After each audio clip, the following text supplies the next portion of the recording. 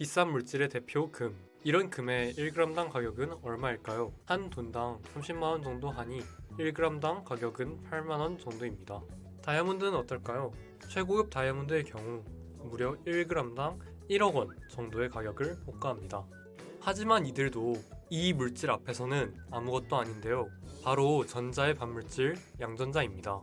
양전자는 무려 1g당 7경원 정도의 가격을 자랑합니다. 이 물질은 과연 무엇이길래 이렇게 비싼 것일까요? 물질은 모두 입자로 이루어져 있습니다. 양성자, 중성자, 전자 등으로요. 이러한 입자들에는 각각 반대되는 입자가 존재합니다. 양성자의 반대는 반양성자, 중성자의 반대는 반중성자, 전자의 반대는 양전자처럼요. 이들을 반입자라고 합니다. 반입자는 원래 입자와 질량, 스핀 등 대부분의 성질은 동일하지만 전하가 반대입니다. 이러한 반입자는 원래 입자와 만나면 소멸하고 이렇게 에너지를 방출합니다. 이러한 과정을 우린 쌍소멸이라고 합니다. 반입자는 전하량을 제외하고는 보통의 입자와 거의 동일한 성질을 가지기 때문에 입자와 동일한 방법으로 물질을 형성할 수 있습니다. 반입자가 모여서 수소 원자를 형성할 수 있고 물도 형성할 수 있습니다. 반입자로 형성된 사람을 만들 수도 있고 반입자로 형성된 지구를 만들 수도 있습니다. 이렇게 반입자로 구성된 물질을 반물질이라고 합니다. 반물질은 반입자로 이루어졌기 때문에 물질과 만나면 소멸하면서 에너지를 방출합니다. 사람이 반물질 사람과 만나면 소멸하고 지구가 반물질 지구와 만나면 소멸합니다. 반물질은 자연적으로 물질이 방사성 붕괴를 할 때 생성되기도 합니다. 저희 몸속에서도 가끔씩 생겨나죠. 하지만 반물질은 이렇게 생성되더라도 물질과 만나는 즉시 소멸하기 때문에 저희 주변에서는 찾아볼 수 없습니다. 그렇다면 인공적으로 반물질을 만들어낼 수는 없을까요? 입자 가속기를 통해서 입자를 빠른 속도로 가속시키면 극히 소량의 반입자를 만들어낼 수 있습니다. 하지만 소량을 만드는 것도 매우 어려워서 1g 정도의 양성자를 만들어내려면 무려 7경원이라는 말도 안 되는 돈이 필요한 것이지요. 하지만 이렇게 반물질을 만들어낸다고 하더라도 물질과 반응하여 금방 없어져 버립니다. 그래서 반물질을 보관하기 위한 연구도 계속해서 진행되고 있는데 현재로서는 약 16분 동안 보관한 것이 최선입니다. 물질과 반물질이 만나면 소멸하면서 에너지를 방출하듯이 에너지로부터 물질과 반물질이 생성될 수도 있습니다. 이때 물질과 반물질은 동등한 양이 생성되지요.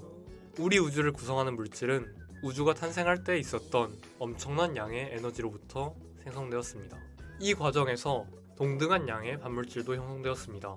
그러나 이렇게 생성된 물질과 반물질은 곧바로 쌍소멸을 통해 모두 소멸하였을 것입니다. 하지만 우리의 우주는 물질로 이루어져 있는걸요? 어떻게 그럴 수 있을까요? 과학자들은 물질과 반물질 사이에 매우 작은 불균형이 있었을 것이라고 이야기합니다. 즉, 빅뱅 이후 이 우주에는 물질의 양이 반물질의 양보다 아주 미세하게 많았을 것이라는 이야기입니다. 그리고 그 작은 양의 물질도 우리의 우주를 구성하기에는 충분했죠. 그렇다고 해서 빅뱅 직후 생성된 반물질이 전부 소멸한 것은 아닙니다. 사이먼 듀포크 연구팀의 연구에 따르면 은하계 100만 개당 별당 2.5개 정도의 별은 물질이 아닌 반물질로 구성되어 있을 수 있다고 이야기해요. 이는 물질과 반물질의 쌍소멸을 통해 생기는 감마선을 감지하여 내린 결론이죠. 잠시만요. 그렇다면 우리가 외계인을 만났을 때 외계인이 반물질로 구성되어 있으면 어떡하죠? 실제로 파인만은 외계인과 악수할 때는 그 외계인이 반물질로 구성되어 있는지는 아닌지 조심해야 한다 라고 말을 했었죠. 그렇다면 외계인이 반물질로 구성되어 있다는 것을 어떻게 미리 알 수 있을까요? 파인만은 이런 재미있는 이야기를 했어요. 먼저 그들에게 특별한 시험 장치를 이용해서 우리가 사용하는 왼쪽과 오른쪽의 개념을 설명해줘요. 그리고 외계인에게 우리는 악수를 오른손으로 한다는 것을 알려주는 거죠. 그리고 실제 만났을 때 오른손을 건넨다면 그들은 물질로 구성된 세계에 살아요.